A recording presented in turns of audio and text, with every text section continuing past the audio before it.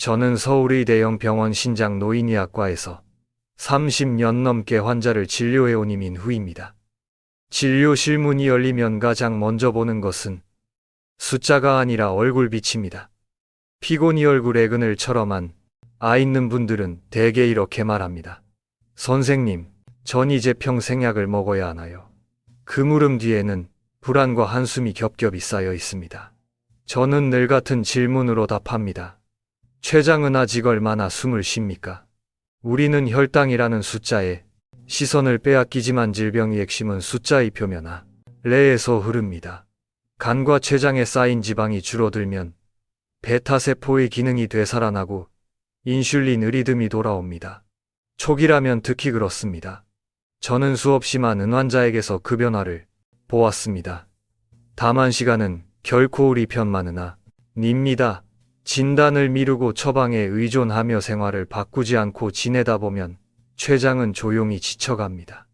그래서 저는 오늘 당신에게 한 가지 사실을 명확히 전하고 싶습니다. 지금이 바로 골든 타임입니다. 이 시기를 놓치지 않는 사람들, 은약에 의존하지 않는 방식으로 삶의 주도권을 되찾습니다. 물론 그 길은 극약 처방이 아닙니다. 작지만 일관된 선택이 누적입니다. 밥 한 술을 덜어내고 대신 채소와 단백질을 담는 젓가, 락의 방향 늦은 밤 간식을 거절하고 수면의리, 뜸을 되찾는 결심, 숨을 천천히 세며 10분간 호흡에 머무는 연습. 난이도의 비밀은 완벽함이 아니라 지속 가능성에 있습니다. 저는 처음 진단받은 환자에게 이야기합니다. 두려움, 은정상입니다. 그러나 두려움이 당신의 발걸음을 묻게 하지 마십시오. 오늘부터 3개월을 당신의 췌장에게 휴식의 계절로 선물하십시오. 우리는 몸을 혹사시킨 뒤묘약을 찾는 경향이 있습니다. 하지만 췌장은 휴식과 질서로 회복을 시작합니다. 하루 세끼 이 패턴을 단순화하고 탄수화물의 양을 줄여 췌장에게 과제를 덜어주면 간 과췌장 주변 이 지방이서 서히 빠집니다. 그때 혈당 곡선은 요동을 줄이고 거친 숨은 고르게 바뀝니다. 진료실에서 저는 기록을 보여줍니다. 공복 혈당, 의완만화 나강, HbA1, 이한 단계 하락 그리고 무엇보다 아침 눈비 재변화. 스스로에 대한 신뢰가 돌아오면 생활은 스스로 굴러가기 시작합니다. 저는 의사지만 처방전이 전부라고 생각하지 않습니다. 약은 필요할 때 유용합니다. 그러나 약이 생활을 대체할 수는 없습니다. 약을 조절하는 원칙은 단순합니다. 체중과 혈당의 잔물결이 안정되고 저녁 의수면 시간이 확립되면 우리는 한 발 물러서서 췌장의 여력을 평가합니다. 초기라면 대부분 여력이 남아있습니다. 그 여력을 살려주는 것은 비싼 보충제가 아니라 생활의 문장 부호를 고치는 일입니다. 식사의 마침표는 밤 9시 이전에 찍습니다. 스크린에 바뀌는 취침 1시간 전에 내립니다. 숨, 의심표를 하루에 3번 찍습니다. 아침 햇빛을 10분 맞으며 생체 시계를 재설정합니다. 이 단순한 문장 부호가 호르몬의 문장을 다시 써줍니다. 저는 노인의학과 의사로서 연령을 이유로 한 포기를 수없이 말려왔습니다. 연령은 수이지만 결정 변이는 아닙니다. 70대의 근육은 여전히 배울 수 있고 췌장은 질서에 반응합니다. 허벅지 근육은 가장 큰 당저장고입니다. 의자에 천천히 앉았다 일어나기를 10회로 시작해 보십시오. 계단을 한 층 더 오르십시오. 벽을 바라보고 팔굽혀펴기를 5회 하십시오. 이 동작들은 혈당을 끌어내리고 야간이 뒤척임을 줄여줍니다. 무릎이 아픈 분이라면 범위를 줄이고 호흡을 깊게 합니다. 안전은 항상 우선입니다. 저는 또한 스트레스 의문장을 묻습니다. 다 장부엔 숫자가 남지만 몸은 서사를 기억합니다. 지속된 걱정은 코르티솔을 올리고 밤에 혈당을 흔듭니다. 그래서 저는 10분 명상을 권합니다. 어려운 도구가 필요하지 않습니다. 코로사 초들이쉬고사 초몸을 고육초 내쉽니다.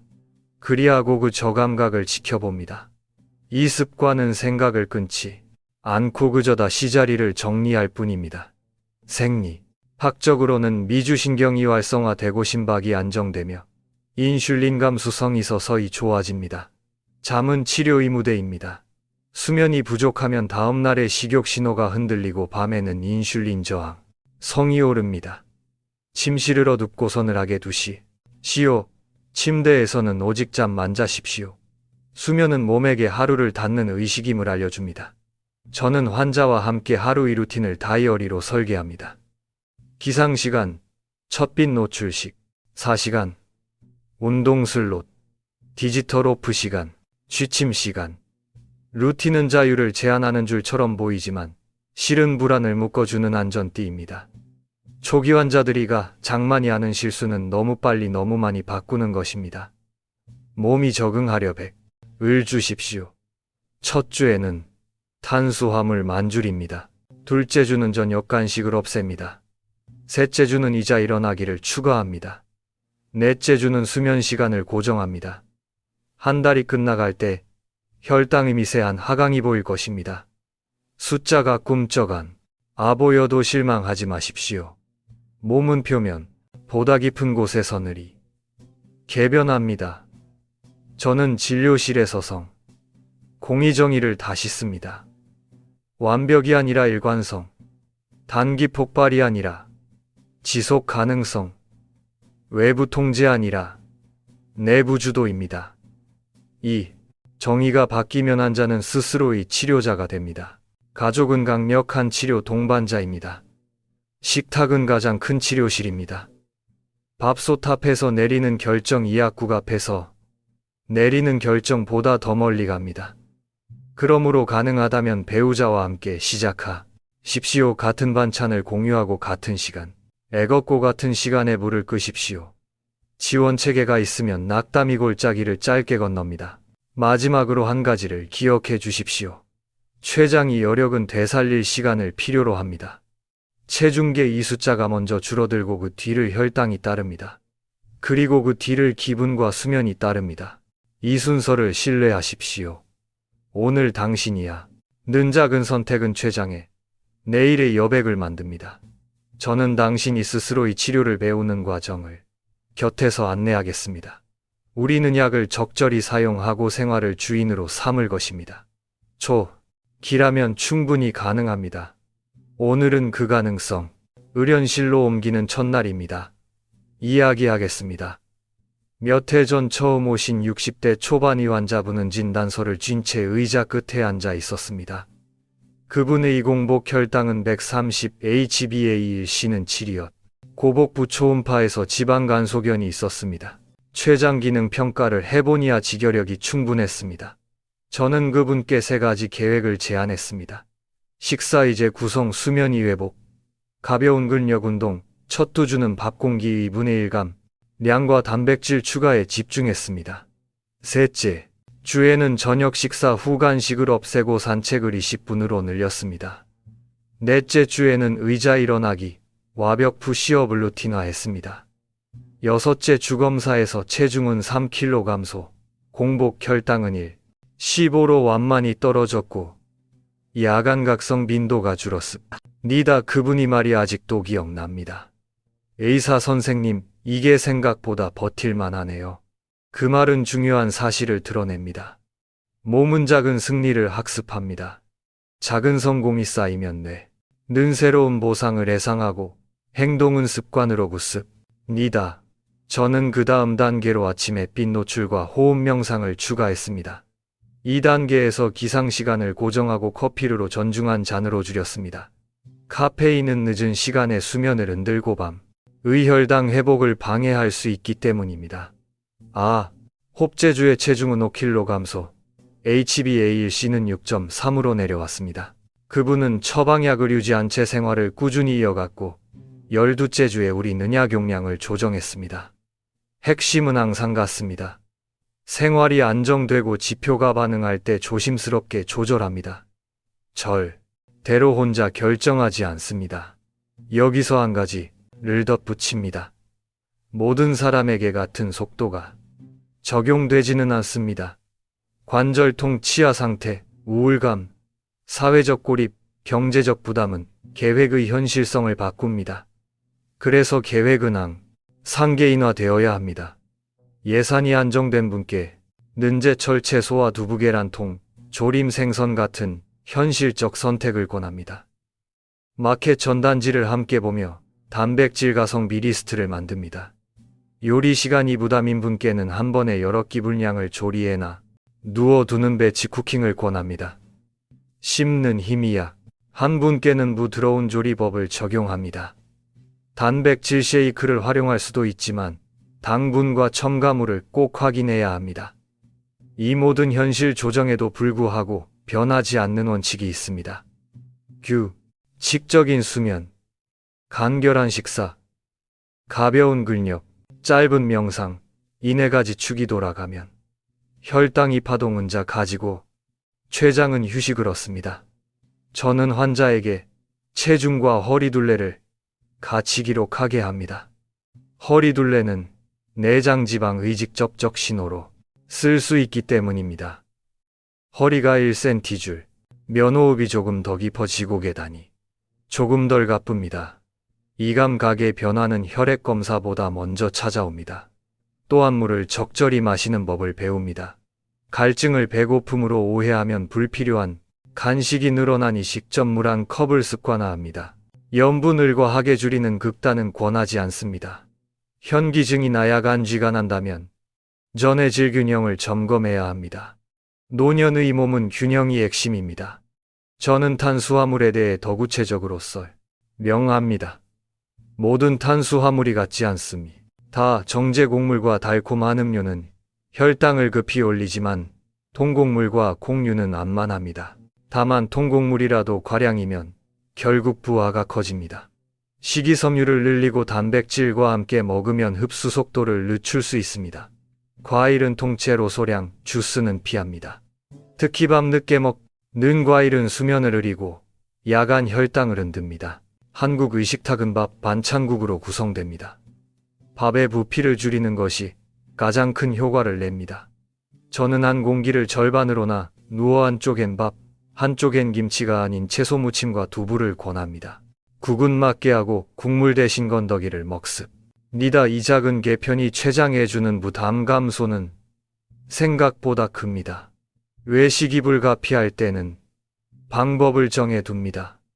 면 대신 밥, 밥 대신 절반, 튀김 대신 구이, 달달한 소스 대신 간장과 고추, 디저트는 티스푼 3번 이 식으로 바꿉니다. 이 식은과 식을 막는 브레이크입니다. 다음은 활동량입니다. 만복의 이 숫자만을 목표로 삼기보다 일상 동작을 세분화합니다. 앉았다, 일어나기, 짧은 계단, 장바구니, 들기, 빨래 널기, 이 모든 동작은 근육 긁기, 억시킵니다.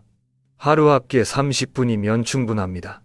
피곤한 날엔 10분을 3번으로 나눕니다. 중요한 것은 일관성입니다. 저는 또한 낮 잠에 대해 말합니다.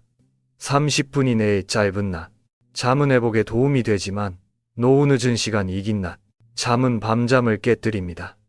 밤잠이 깨지면 혈당 조절이 흔들립니다. 리듬은 치료의 은유입니다. 가끔 환자들은 묻습니다. 선생님, 언제쯤 약을 줄일 수 있나요? 저는 답합니다. 당신의 몸이 먼저 신호를 보낼 때라고. 그 신호는 체중, 허리둘레, 아침 공복, 혈당, 수면, 주관적 에너지로 이루어진 자 근합창입니다. 합창이 조화로울 때 우리는 조심스럽게 한 단계 내립니다. 늘 상기할 것, 자결정하지 않기. 마지막으로 두려움이 취급, 법을 말합니다. 두려움은 정보가 없는 공간에서 커집니다. 그래서 우리는 기록하고 보여주고 이해합니다. 몸의 언어를 한 글자씩 배우다 보면 두려움은 관리 가능한 주의로 변합니다. 당뇨라는 단어가 인생의 종결선언이 아니라 새로운 생활 문장에 붙는 쉼표가 됩니다. 쉼호흡을 하고 다시 한 문장을 써보십시오. 첫 문장은 이렇습니다. 늘부터 나는 췌장에게 휴식과 질서를 선물한다. 이 문장으로 하루를 여십시오. 당신의 이 몸은 생각보다 순진하고 성실합니다. 좋은 신호에 반응하거나 분 패턴을 잇는 능력이 있습니다. 우리가 해줄 일은 신호를 명확히 보내고 반복하는 것입니다. 그것이 초기 치료입니다. 그리고 그 치료는 노년의 삶 전체를 박히는 등불이 됩니다. 지금 이 글을 읽는 당신에게 작은 실천 리스트를 남깁니다. 하나, 내일 아침기. 상후 10분의 빛을 맛. 고물 한 컵을 마십니다. 둘, 아침 접시에 단백질을 가장 먼저 올립니다. 셋, 점심밥을 평소 2, 3분의 1로 줄이고 채소를 2배로 늘립니다. 넷, 오후 카페인은 한 잔이 하루 제한합니다. 다섯, 저녁 식사는 해가 진 뒤 시간 이내에 마칩니다. 섯, 식후 산책 10분을 일과표에 고정합니다. 일곱, 의자 일어나기 시 보혜를 아침 저녁으로 실행합니다. 여덟, 취침 1시간 전 휴대폰을 끄고 조용 한음악고 근호음 명상을 합니다. 아홉, 침실으로 듣고선을 하게 정도나 곧 침대에는 오직 잠만 남깁니다. 열, 매주 토요일 아침 허리 둘레와 몸무게를 기록합니다. 이 10가지가 한 달을 채우면 당신이 하루는 다른 리듬을 가질 것입니다. 그리고 그 리듬은 장을 지키는 보이지 않는 보호막이 될 것입니다. 저는 당신 이 변화를 응원합니다. 우리의 목표는 약을 무조건 끊는 것이 아니라 몸이 원하는 최소치로 안전하게 조절하는 것입니다. 숫자는 정직하고 몸은 지혜롭습니다. 당신은 충분히 할 수 있습니다. 끝으로 기억하십시오. 완벽주의는 초기이가 장큰 함정입니다. 하루 실수 한 번이 전부를 망치지 않습니다. 실수 후 다음 끼니를 정상으로 돌리는 회복력이 진짜 실력입니다. 달력에자 근별을 붙이면서 진행을 보십시오. 별이 모이면 자신감이 자랍니다. 자신감이 자라면 선택은 덜 힘들어지고 유혹은 덜 선명해집니다. 몸의 학습 속도는 느려 보이지만 한 번 배운 길을 잊지 않습니다. 그 길을 오늘부터 만드십시오. 저는 이민후입니다. 당신이 췌장 이유식 과질서를 되찾도록 오늘도 곁에 서기를 박히겠습니다.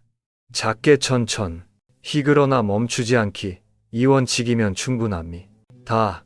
다음 진료 때 우리는가 치기록을 넘기며 미소 지을 수 있을 것입니다.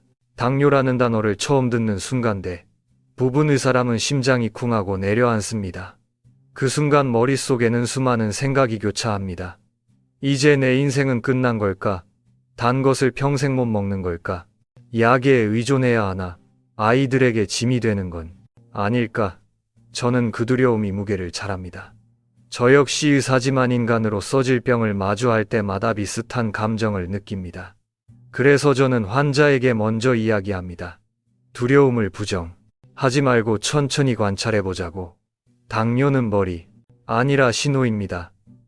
몸이 조용히 보낸 경고장이 너무 오래 익히지 않았을 뿐입니다. 이 신호를 잊고 생활의 리듬을 조정하면 몸은 의외로 빠르게 응답합니다. 세포들은 새로운 환경에 응하는 천재입니다. 며칠간 탄수화물의 양을 줄이면 간의 글리코겐 저장량이 감소하고 몸은 지방을 연료로 쓰는 법을 다시 배웁니다. 이때 약간의 피로와 어지럼이 따를 수 있지만 그것은 전환기 일시적 현상입니다. 물과 염분을 충분히 섭취하고 몸의 목소리를 들으면 곧 안정됩니다. 이 변화는 혈당뿐 아니라 기분과 수면에도 연결됩니다. 아침에 눈을 떴을 때 머리가 맑고 손끝의 저림이 줄어드는 순간 당신은 몸이 응답하고 있음을 느낄 것입니다. 저는 그 순간을 회복의 첫 신호라고 부릅니다. 어떤 사람은 그때 울음을 터뜨립니다. 기쁨과 안도 그리고 자신에 대한 신뢰가 한꺼번에 밀려오기 때문입니다. 그 감정이 바로 치유의 동력입니다. 이기적으로 나약한 몸을 책망하던 시선이 감사로 바뀌면 행동은 자연스레지 속됩니다. 몸을 믿는다는 것은 자신을 믿는 것과 같습니다. 저는 이 과정을 치료라고 부릅니다. 혈당이 정상화되는 것은 결과이지 목적이 아닙니다. 목적은 삶의 균형을 되찾는 것입니다. 음식, 수면, 움직임, 생각, 호흡이 서로 호응할 때 당신이 췌장은 가장 편안한 리듬으로 일합니다. 이것이 내가 30년 진료 끝에 내린 결론입니다. 당뇨는 하나의 생활 습관병이지만 그 안에는 삶의 질서를 돌아보게 하는 철학이 숨어 있습니다. 음식의 순서와 시간은 삶의 질서의 축소판입니다. 그 질서가 흐트러지면 몸은 혼란을 보내고 우리가 그 혼란을 잊고 다시 정리하면 몸은 감사로 답합니다. 그래서 저는 이학을 배웠지만 결국 삶을 가르치는 일을 하고 있다고 느낍니다. 저는 당신의 개말하고 싶습니다. 지금이 바로 시작입니다. 오늘 저녁 식사에서 밥 한 술을 덜어내고 그 공간에 채소 한 줌을 채워 넣으십시오.